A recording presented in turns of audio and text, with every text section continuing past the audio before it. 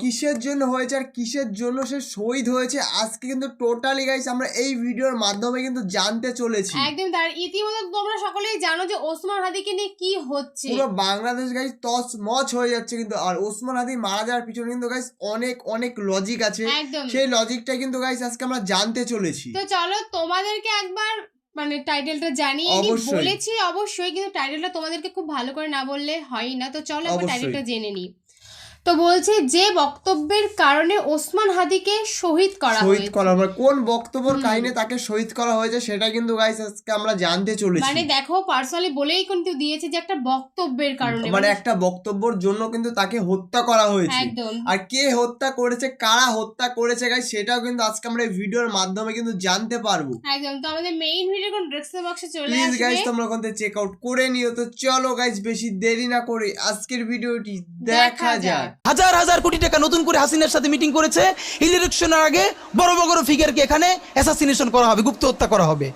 পুরো এখানে ভারতীয় আধিপত্যবাদ এখানে সব থেকে বেশি অ্যাক্টিভ আছে। এখানে আওয়ামী লীগের হাজার হাজার কোটি টাকা, তার সচিবরা, তার পুলিশরা, তার পান্ডারা সব রয়ে গেছে। আর্মির মধ্যে একটা বড় অংশ রয়ে গেছে, কোনো সংস্কার করা হয় নাই। তারা বারবার স্যাবোটেজ করবার চেষ্টা করছে, এই রাষ্ট্রকে, এই সরকারকে ফেল করানোর চেষ্টা করছে। তো আপনি মুক্তিযুদ্ধের পরে যে ৩-৪ বছর এই রকম রাহাজানি হয়েছে, সেটাকে যদি অটকুন দিতে পারেন যে নতুন রাষ্ট্র গঠনের আগে এই ঝামেলাটা হয়, তাহলে এই যে নতুন বাংলাদেশের স্বপ্নের মধ্যে এইগুলোকে আপনি বড় করে মপ করে ফ্রেমিং করেন। আপনি এই জবান যে আপনার না, এই জবান যে দিল্লির জবান, ভারতীয় আধিপত্যবাদের জবান, সেইটা বুঝতে আমাদের পিএইচডি করা লাগে না। একদম। সুতরাং জুলাই সনদের সাথে নির্বাচনের ক্ষেত্রে শুধু আমাদের 2 মিনিট কথা, 2 মিনিট নির্বাচন হতে হবে। আমি একটু ভদ্রতার সাথে এবং শ্রদ্ধার সাথে বিনয় মানে আমি জানাচ্ছি যে ভাইরা যেটা বলেছেন সকল দল মিলে আগামী 20 বছর নির্বাচন না হোক, না, এটা আমরা চাই না। আমরা নির্বাচন চাই। অবশ্যই। মানুষ গত 16 বছরে ভোট দিতে পারে নাই। মানুষ আনন্দ নিয়া শীতের সকালে বাচ্চা কাচ্চাকে কুয়াশার মধ্যে লাইন দিয়ে দাঁড়াই থাকবে, ভোট দিবে। আমরা সেই বাংলাদেশ দেখতে চাই। আমরা নির্বাচন চাই, নির্বাচন হতেই হবে। এই নির্বাচনকে বানচাল করবার জন্য দিল্লি থেকে শুরু করে আওয়ামী লীগ হাজার হাজার কোটি টাকা নতুন করে এখানে বিনিয়োগ করছে। নির্বাচন লাগবে। তবে আমাদের প্রশ্ন হলো সেই নির্বাচনের ম্যান্ডেট হবে কি? এখানেই আমাদের কথা। কোনো ধরনের আপোষ ছাড়াই নতুন নির্বাচন হইতে হবে জুলাই সনদের ভিত্তিতে, এইটাই আমাদের কথা। জুলাই সনদের ভিত্তিতেই নির্বাচন হতে হবে এবং জুলাই সনদের বৈধতা নির্বাচনের আগেই দিয়ে সেইটার ভিত্তিতে নতুন নির্বাচন হবে, যেই নির্বাচনের ম্যান্ডেট থাকবে নতুন সংসদে নতুন বাংলাদেশের জন্য আমাদের রাজনৈতিক দলগুলো মিলে নতুন সংসদের নতুন সংবিধান উপহার দিবে। যেই সংবিধান 72-এর বাকশালী সংবিধান, ফ্যাসিবাদী সংবিধান, যেই সংবিধানের কোনো ম্যান্ডেট ছিল না বাংলাদেশ রাষ্ট্রের সংবিধান করবার, কারণ তারা পাকিস্তান রাষ্ট্রের মধ্যে শপথ নিয়ে পাকিস্তান রাষ্ট্রের জন্য সংবিধান প্রণয়নের কথা বলেছিলেন, কিন্তু বাংলাদেশ রাষ্ট্রের কোনো ম্যান্ডেট তাদের কাছে ছিল না। তারপরে তারা সংবিধান রচনা করেছেন, এরপরেও তারা একটা সেই সংবিধানকে লেজিটিমেট করবার জন্য একটা গণভোট দেন নাই। এরপরে যারা 73-এর একটা ভোট চোরের নির্বাচন দিয়েছে, সেই 73-এর নির্বাচনের ভোটের ইশতেহারের মধ্যেও তারা এই সংবিধানকে তারা লেজিটিমেসি দেন নাই, ইশতেহারে রাখেন নাই। সেই সংবিধানকে যুগের পরে যুগ আমরা বয়ে বেড়াবো, সেই দায়বদ্ধতা তো আমাদের নাই। এবং সেই সংবিধান কেমন ফ্যাসিস্ট সংবিধান করা হয়েছে, যেইটার সাংবিধানিক ভিত্তি দিয়েই আপনি একটা কথা বলতে পারবেন। এই যে সবাই বলে আইনের কথা, বলেন তো পারলে একটা কথা, হাসিনা কোনটা বেআইনি কাজ করছে? না, হাসিনা একটাও বেআইনি কাজ করে নাই। সে সমস্ত হত্যা, গুম, খুন এই সংবিধানের আইনের ভিত্তিতেই করছে। সে এই সংবিধানকে ডাস্টবিন বানিয়ে তত্ত্বাবধায়ক সরকার বাতিল করেছে, যা ইচ্ছে করা তাই করেছে। এবার তো সে তো বেআইনি কিছু করে নাই, কথা তো সত্য। আমার বিএনপির ভাইদের প্রতি শুধু একটা আফসোস লাগে, কারো কারো দেখি 72-এর সংবিধানের প্রতি তাদের কি গভীর প্রেম। যেই সংবিধানের মধ্য দিয়ে বাকশাল এসেছে, যেই সংবিধান গণতন্ত্র হত্যা করেছে। আজকে বিএনপির ভাইদেরকে একটা কথা বলি, আপনারা হয়তো অনেকে জানেনও না। পৃথিবীতে দ্বিতীয় ইতিহাস আছে কিনা মান্না ভাই জানলে বলবেন, আমি ভাইয়ের কাছ থেকে শুনতে চাইব। জিয়াউর রহমান তো একজন সামরিক শাসক ছিলেন। একজন সামরিক শাসক সামরিক ফরমান জারি করে দেশে গণতন্ত্র ফিরেইছে, পৃথিবীতে এই নজির নাই যেটা জিয়াউর রহমান করছেন। আপনারা কি জানেন? এই যে জিয়াউর রহমান গণতন্ত্র ফিরাইলেন, যার মাধ্যমে আওয়ামী লীগও রাজনীতি করার সুযোগ পাইল বাকশালের পর। সেটা কিসের মধ্য দিয়ে? তখন তো সংসদ নাই, সংবিধান তো সংশোধনও করা যাইতেছিল না। কিসের মধ্য দিয়ে? জিয়াউর রহমানের সামরিক ফরমানের মধ্য দিয়ে। পৃথিবীর একমাত্র একজন সামরিক শাসক যিনি ফিল করলেন না সামরিক পন্থা দিয়ে করা যাবে না, গণতন্ত্রে ফিরতে হবে। এবং দেখেন হাসিনারে এবং আওয়ামী লীগের চরিত্রটাই হলো এরকম, এর যে একটু ভালোবাসে তার এসে হত্যা করে। শহীদ প্রেসিডেন্ট জিয়াউর রহমান শেখ হাসিনাকে দেশে আসার অনুমতি দিছিলেন, সুযোগ দিছিলেন এবং বলছে থাক সবাই রাজনীতি করুক। আসার 1 মাসের মধ্যে জিয়াউর রহমান শহীদ হয়ে গেছে, 13 দিনের মধ্যে। এবার দেখেন এই যে আমরা এখন যারা সবাই করতেছি, সুতরাং এটা একটা বিষ। এই বিষের সাথে আমরা কিভাবে লড়াই করব? জাতীয় ঐক্যমত্য তৈরি করতে হবে। সুতরাং পলিটিক্যাল পার্টি এবং সবার প্রতি একটা কথা, প্লিজ আপনারা বিএনপিকে শতভাগ কর্নার করে দিন না। বিএনপি এই আধিপত্যবাদ বিরোধী লড়াইয়ের জন্য আমাদের একটা বড় শক্তি। এই শক্তিকে এত বেশি কর্নার্ট করা যাবে না যাতে তারা গিয়ে আওয়ামী লীগের হাত ধরে ফেলে। তারা যদি আওয়ামী লীগের হাত ধরে ফেলে তাহলে লড়াইটা তো আমাদের জন্য আরো কঠিন হয়ে যাবে। বরং বিএনপির প্রতি আমাদের চ্যালেঞ্জ হলো, যেই বিএনপি বাকশালী সংবিধানের প্রতি প্রেম দেখাবে তারে শহীদ জিয়ার ছবিটা সামনে আইনে বলতে হবে যে এই বাকশালী সংবিধান তো জিয়াউর রহমানই ছুঁড়ে মারছিল। বেগম জিয়া বলেছেন এই সংবিধানকে ছুঁড়ে ফেলা হবে। এখন বেগম জিয়ার চেয়েও নতুন বিএনপি আসছে, বেশি প্রেমের বিএনপি। যেই শহীদ প্রেসিডেন্ট জিয়াউর রহমান ইসলামোফোবিক জায়গা থেকে বাংলাদেশের মুসলমান, বাঙালি মুসলমান সব আইডিয়াকে ধারণ করে বাংলাদেশে জাতীয়তাবাদ তৈরি করলেন। এখন একটা নতুন বিএনপি গজাচ্ছে, কেউ চেষ্টা করতেছে পুরো বিএনপিটাকে একটা ইসলামোফোবিক বিএনপি করা। এ কি ভাই, ইসলামোফোবিক বিএনপি সে কোথায় যাবে? সে কি দিল্লি যাইতে চায়? আমরা আমাদের প্রথম চ্যালেঞ্জ হলো স্বাধীনতা সার্বভৌমত্ব রক্ষার স্বার্থে এই বিএনপিকে শহীদ জিয়ার কাছেই রাখতে হবে, এই বিএনপিকে বেগম জিয়ার কাছেই রাখতে হবে। নাম্বার 2, আমাদের সামনের নির্বাচনে ম্যান্ডেট কি হবে এইটা সুস্পষ্ট। জুলাই সনদের ভিত্তিতে যদি নির্বাচন না হয়, এই নির্বাচন আপনারা চাইলে করেন, আমরা কেউ ভোট দিতে যাব না। নাম্বার 3, সেই নির্বাচনের পরে সংসদের ম্যান্ডেট কি হবে?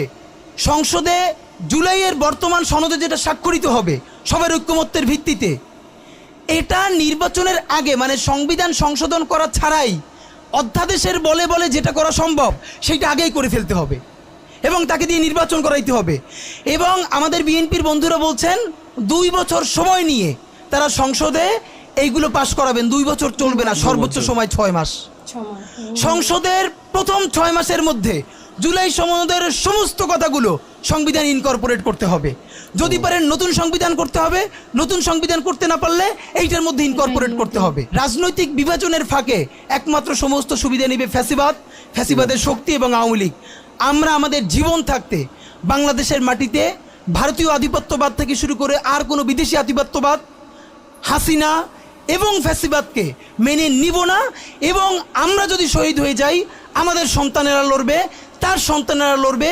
কিয়ামত পর্যন্ত বাংলাদেশ নামক জমিন যতদিন বেঁচে থাকবে ততদিন পর্যন্ত আজাদির সন্তানেরা লড়াই করবেই করবে। ওদেরকে স্কুলে, কলেজে, ইউনিভার্সিটি দিনের পরে দিন কাউন্সিলিং করা উচিত ছিল। আপনি কাউন্সিলিং করেন নাই, ওদের পুনর্বাসন করতে পারেন নাই, শহীদদের পরিবারের পুনর্বাসন করতে পারেন নাই। এখন এই ছেলে মেয়েগুলো দেখে যে এই রক্তের মধ্য দিয়া সে চিরতরে অন্ধ হয়েছে, পঙ্গু হয়েছে, এখন তারপর ন্যূনতম বিচারই শুরু হয় নাই, বিচার নাই, সংস্কার নাই। সে বরং দেখতে পাইতেছে সেই আগের পুরনো আওয়ামী লীগ জিকে বসতেছে, যাতে তার মনে হইতেছে সে যে এবার অন্ধ হয়ে বাইচে আছে সেটাও হয়তো বাইচে থাকতে পারবে না, এবার হয়তো তাকে হত্যা করে ফেলা হবে। সেই রিয়াকশনে সে কাউকে গালি দিচ্ছে। এই গালিকে আপনার এত অপবিত্র মনে হয়, কিসের সাথে তুলনা দেন? গত 15 বছর যার তুলনা একমাত্র জাহান্নামের সাথে হইতে পারে। তো আপনারা কি বুঝাইতে চান আমাদেরকে? এগুলো মনে করেন আমরা বুঝি না? নাম ধরে বললে পলিটিক্যাল পার্টিগুলো বেশি প্রেশার ফিল করে। আমার বিভিন্ন টিভি থেকে ফোন করে বলে, ভাই আপনার সাথে তো অমুক দলের অথবা অমুক দলের কেউ আসতে চায় না। এখন এই জন্য আমার কি হয়েছে, তারা যাতে একটু ট্রাস্ট পান, একটু কনফিডেন্স পান, এই জন্য কথার উত্তর দিই না। আমার এক বড় ভাই টকশোতে বললেন, তুমি থাক, ওনারা মুরব্বী মানুষ, তুমি যদি 2 শব্দ কম বলো তোমার জীবন পড়ে আছে, কিছু হবে না। তাই ওনাদেরকে 2 শব্দ কম বলতে বলতে ওনারা এমনই হয়েছে, ওনারা মাইনেই নিতে পারে না যে এই বাচ্চারা না থাকলে ওনারা যে এখনো জেলে থাকতো অথবা বাড়ি বাড়ি পালাইতো, এইটা ওনাদের ভুলেই গেছে 1 বছরে। তো সেই বাচ্চার গালিগালাজরে আপনার এত খারাপ লাগে? আমি বলেছি সমস্ত গালিগালাজ বন্ধ হয়ে যাবে। আমি এখন আপনারা চাইলে আমার কাছে একাডেমিক থিসিস আছে কেন গালি দেওয়া যাবে। শুধু গালি দেওয়াই যাবে না, এই গালি কেন বৈধ এমনি তো বলা যাবে না, যে একাডেমিক থিসিস আছে। আমি আন্দাজে কথা বলি না, আমি একটা বিশ্ববিদ্যালয়ে পড়াইও। তো এইটা আমি বলতে চাই না, তখন আবার বলবেন যে গালিকে প্রমোট করে। কিন্তু হ্যাঁ, আপনার চোখের সামনে শহীদ রিয়াগোপ এর বুলেটটা ভিতর থেকে ঢুকে এরপরে পিছনের ওয়ালে গিয়ে লিখেছে সেই ওয়াল 2 ইঞ্চি ছিদ্র হয়ে গেছে। এই রাষ্ট্রের এমন কোনো লিথাল ওয়েপন আর্মির কাছে, পুলিশের কাছে, বিজেপির কাছে ছিল না যেইটা সাধারণ নাগরিকের উপরে এই হাসিনা ব্যবহার করে নাই। আপনার বুকের মানিক আপনার সামনে বসে কলিজা ছিঁড়ে ওয়াল ছিদ্র হয়ে যাচ্ছে, তখন আপনি রবীন্দ্রসঙ্গীত গাইবেন? আপনি কি করবেন তখন?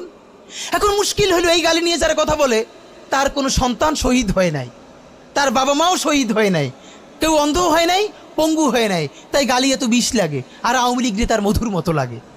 তো এখন আমি সর্বশেষ যে কথাটা বলতে চাই, আপনারা একটা মিডিয়ার ভাইয়েরা কাইন্ডলি চেষ্টা করে দেখেন, এই যে গৃহযুদ্ধটা হওয়ার কথা ছিল হইল না, তো অশান্তি তো কিছু থাকবেই, আমরা তো রাষ্ট্র গঠন করব, এরপরও তো তুলনামূলক অনেক কম হচ্ছে।